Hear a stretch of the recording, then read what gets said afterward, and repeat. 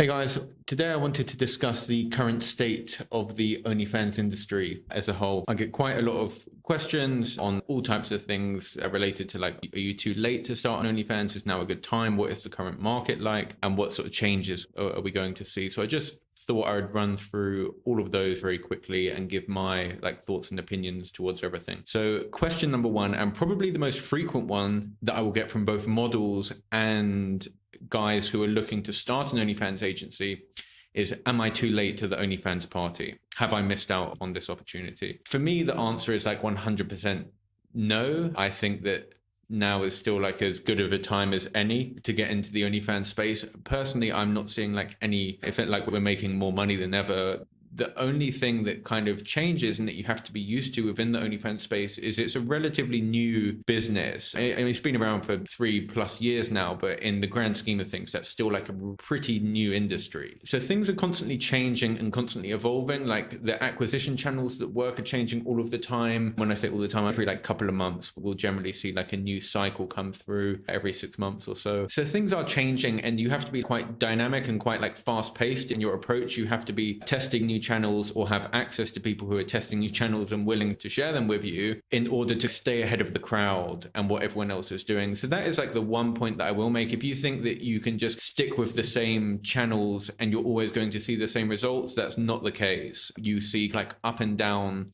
results, like generally very much up, and then they start to come down a little bit as the channels get oversaturated. At least that is what I have found. And that doesn't mean that you cannot maintain or even increase the current revenue. It just means that particular channel isn't going to be the best one for you anymore, and you need to explore other ways of marketing and promoting your OnlyFans profile. So that is where having some experience in marketing is going to be like very beneficial in this space. Which also leads me on to the next question that I get, is and related actually, is OnlyFans like oversaturated? Again, I think the answer is no. I think this is like a huge industry. There's no shortage of guys willing to spend money, who are lonely and willing to spend money on this type of content. There's really no shortage at all. If anything, I think it's probably getting worse, and there are guys who are becoming like more and more lonely. So I personally think there's a growing customer base. Is it oversaturated in terms of the number of models who are doing it?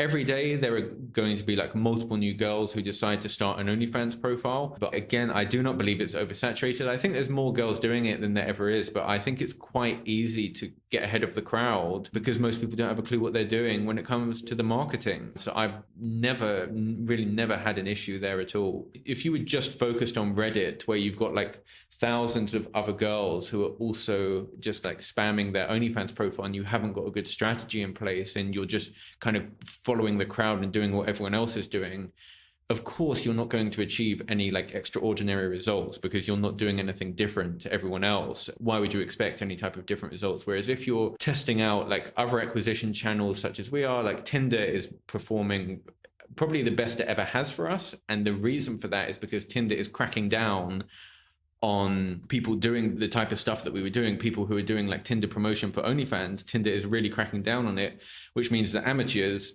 get kicked off the platform. They just get their accounts banned and give up on it as an acquisition channel. And we have perfected a setup that is literally working better than ever. So we're seeing like insane returns from Tinder at the moment. And yeah, because most of our competition seems to be getting kicked off, or they just aren't able to like scale, we're just absolutely, I would say we're just dominating Tinder as a platform. It's really going quite well. But again, with that being said, in 6 months' time, the primary acquisition channel that we use most likely will change over to something else. And as like in my case, as an OnlyFans marketer, my job is to stay ahead of the curve and try to, we're constantly testing like new acquisition channels and new strategies on existing channels.